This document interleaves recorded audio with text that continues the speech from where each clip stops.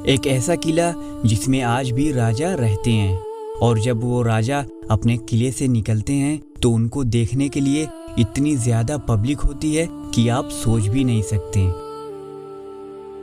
आज के टाइम पे इंडिया में जितने भी किले हैं वो सब किले एएसआई के अंडर में हैं, लेकिन इस किले में एएसआई से ज़्यादा यहाँ के राजा और उनकी फैमिली का ही देखरेख चलता है। ये किला कोई आम सा किला नहीं बल्कि रामनगर का एक ऐसा किला है जिसे आज भी लोग दूर दूर से देखने के लिए आते हैं, चाहे वो इंडियंस हों या फिर फॉरेनर्स।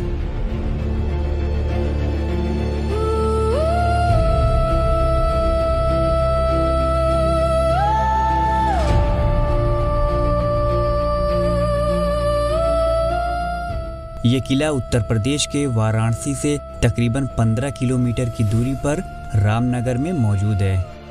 रामनगर के इस किले में ऐसी ऐसी चीज़ें मौजूद हैं और उन सब को देखने के बाद तब मालूम होता है क्यों यहाँ पे इतने लोग आते हैं इस किले को देखने के लिए। इस किले को 18th सेंचुरी में बनवाया गया था। महाराजा बलवंत सिंह ने 1750 में इस किले को बनवाया था।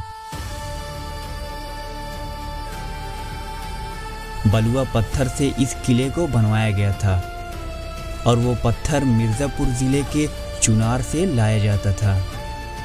इस किले की बनावट में मुगल आर्किटेक्चर भी शामिल है।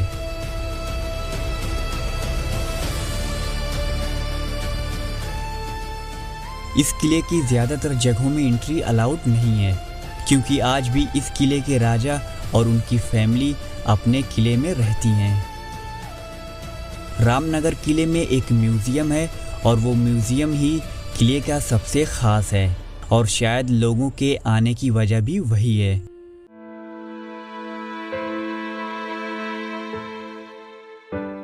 पहले किले को शुरू से समझते हैं, उसके बाद इस पे राज करने वाले राजाओं के बारे में बात करेंगे और आखिर में म्यूज़ियम जो किले का सबसे ख़ास है।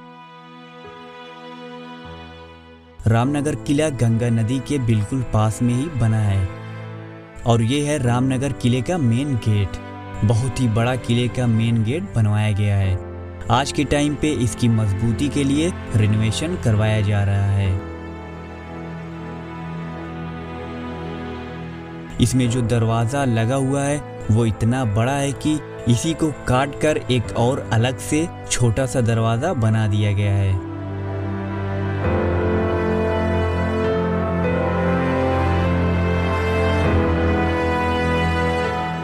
दरवाजे पे नुकीला लोहा लगवाया गया है ताकि इसे कोई आसानी से तोड़ ना सके। मेन गेट के सामने ही 2 तोप रखी गई है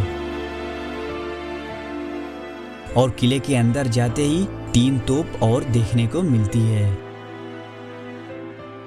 हर कोई देखते ही इसके साथ फोटो खिंचवाना शुरू हो जाता है। 4 तोपों में पहिया लगा है, इनके जरिए तोप को कहीं भी आसानी से लेकर जाया जा सकता है। एक तोप जिसे चलाने के लिए कुछ आदमी पकड़कर लेकर जाते थे।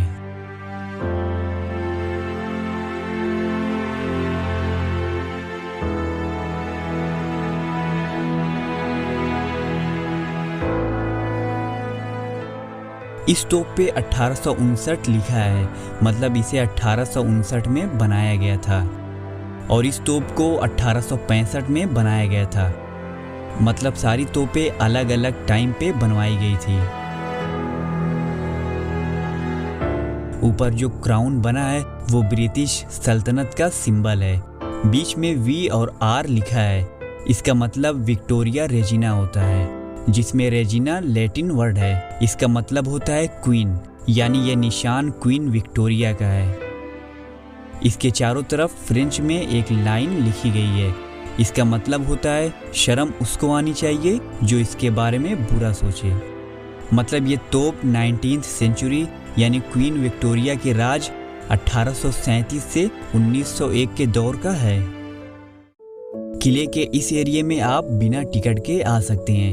म्यूजियम में जाने के लिए आपको टिकट लेना होगा। ये सारी बिल्डिंग्स को आप सिर्फ बाहर से देख सकते हैं, अंदर नहीं जाने दिया जाता है।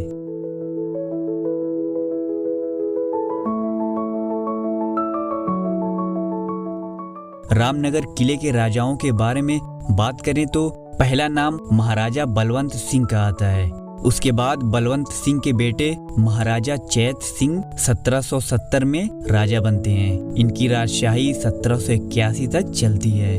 इसके बाद अंग्रेजों ने इनको हटा दिया था। 1781 में महाराजा महीप नारायण सिंह नए राजा बनते हैं। 1794 में इनकी डेथ हो जाती है। 1794 से एक नए राजा महाराजा उदित नारायण सिंह आते हैं। इनकी राजशाही थोड़ी लंबी चलती है। 1835 में इनकी भी डेथ हो जाती है। उसके बाद महाराजा ईश्वरी प्रसाद नारायण सिंह बहादुर आते हैं।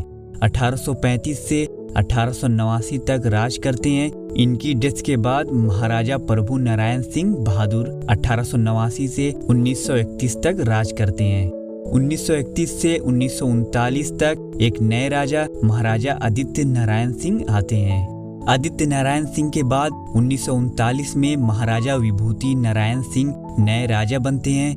महाराजा विभूति नारायण सिंह सिर्फ एक नाम के राजा थे, मतलब ये राजा तो थे लेकिन इनके पास कोई भी पावर नहीं था। सारा पावर और सारा कंट्रोल गवर्नमेंट के पास था।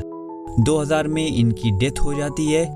आज़ादी के बाद 1971 में इंडियन गवर्नमेंट ने सभी राजाओं की पावर और पेंशन एकदम से खत्म कर दी थी। ऐसे राजाओं को टिटुलर किंग या सेरेमोनियल किंग कहा जाता है, मतलब सिर्फ नाम के राजा। महाराजा विभूति नारायण सिंह के बाद महाराजा आनंद नारायण सिंह राजा बनते हैं और आज तक वो रामनगर किले में राजा की तरह जिंदगी गुजारते हैं। बस उनके पास कोई भी पावर नहीं है। गवर्नमेंट उनकी सेफ्टी और किले की सेफ्टी के लिए पुलिस की ड्यूटी यहाँ पे लगाई है।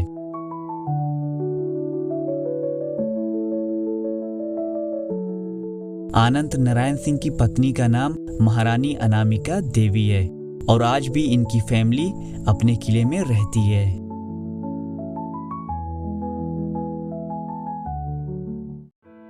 यहाँ से म्यूजियम में अंदर जाया जाता है और इस गेट से बाहर निकला जाता है। म्यूजियम के शुरुआत में एक लंबी गैलरी है और इसी के दोनों तरफ कई पुरानी कार, बग्गी, पालकियां और हाथी की सवारी के लिए हावड़ा भी रखा गया है। इनमें रखी गई ये सारी कार 1910 से 1950 के आसपास की है, जिनमें 1935 की मर्सिडीज बेंज, 1947 की कैडिलैक,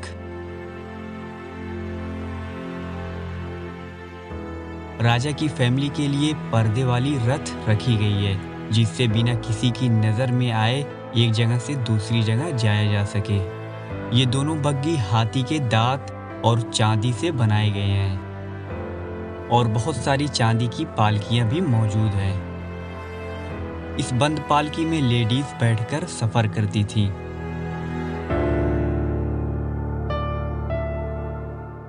ये है राजा के हाथी पर लगाए जाने वाला मुकुट। आज भी आनंद नारायण सिंह हाथी और घोड़े से निकलते हैं।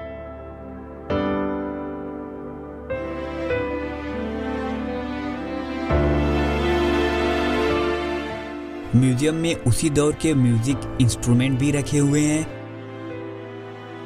और दूसरी तरफ राजा के कपड़े भी रखे गए हैं। इन कपड़ों में धूल भी लग चुकी है।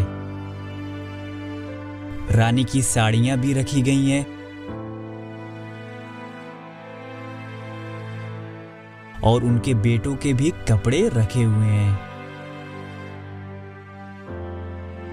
यह है राजा की टोपी, जिसे बंगाली डिजाइन में बनवाया गया है। राजा की जूती भी रखी गई है। इसको लायन ट्रैपर बोलते हैं, मतलब इसी से पहले जंगली जानवर का शिकार किया जाता था। राजा के दौर में कई जानवर का शिकार किया गया था और वो आज भी इसी म्यूजियम में रखा गया है।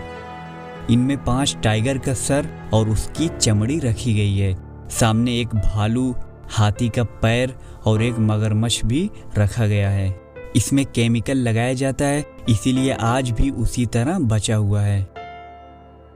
इस टेबल पर राजा की फैमिली खाना खाया करती थी। ये कोई आम सा टेबल नहीं, इसको हाथी के दांत से बनाया गया है। राजा की कुर्सियां, उनके पंखे और उसी दौर की कालीन अभी तक रखी गई है। 18th सेंचुरी की बहुत ज़्यादा बंदूकें, तलवार, तीर, कमान और भाले रखे गए हैं। कुछ बंदूकें जापान की तो कुछ बर्मा की बनी हुई है। 1 नली बंदूकें, 2 नली बंदूकें और छोटी बंदूक से बहुत लंबी लंबी बंदूक रखी गई है। बहुत ज़्यादा तलवारें, जिसमें मुस्लिम की तलवार और हिंदू तलवार भी रखी गई है। बताया जाता है रामनगर के कोई राजा थे जो हवा में उछाले गए सिक्के पर बंदूक से निशाना लगाकर उसमें मार देते थे, और वो सिक्के आज भी किले के म्यूजियम में रखे हुए हैं। म्यूजियम में वीडियो शूट करना अलाउड नहीं है, इसी वजह से सारी चीज़ों की वीडियो बनाना मुश्किल है। किले में एक बावली भी है जिसके पास नहीं जाने दिया जाता है। यहाँ पे राजा नहाया करते थे।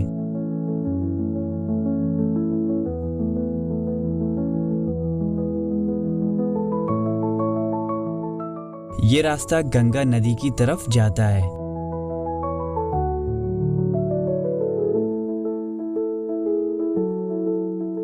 जब गंगा नदी का पानी बाढ़ से ज्यादा हो जाता है तो इस जगह में भी पानी भर जाता है। दीवार पे निशान भी लगवाया गया है, और जब जब गंगा का पानी यहाँ तक आया है उसकी तारीख भी लिखी गई है।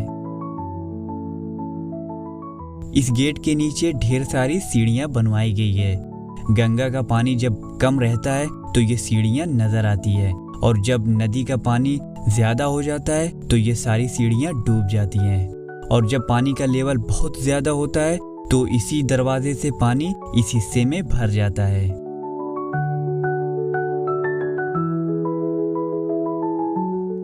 रामनगर किले की तारीफ हम सब करते हैं। यहाँ की कला, यहाँ का दरबार और यहाँ का शाही इतिहास सब अलग ही कहानी सुनाते हैं। लेकिन एक ऐसा सच जो ज्यादा नहीं कहा जाता है। 1764 में बक्सर की जंग हुई थी, जिसमें एक तरफ मुगल और अवध के नवाब शामिल थे और उनके खिलाफ अंग्रेज आर्मी थी।